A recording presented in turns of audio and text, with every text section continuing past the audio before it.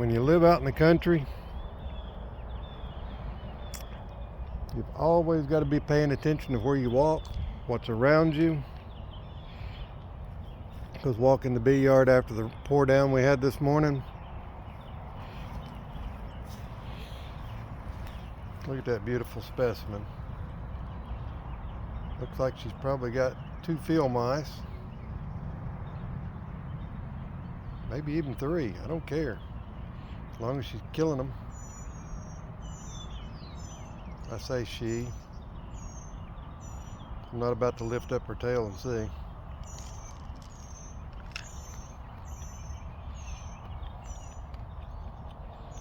We shall definitely keep an eye for this young lady or young man, whichever it is,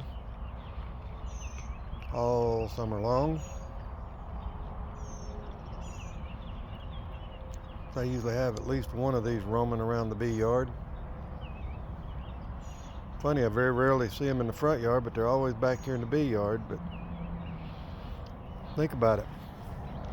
Got hayfield over there, got a hayfield down here.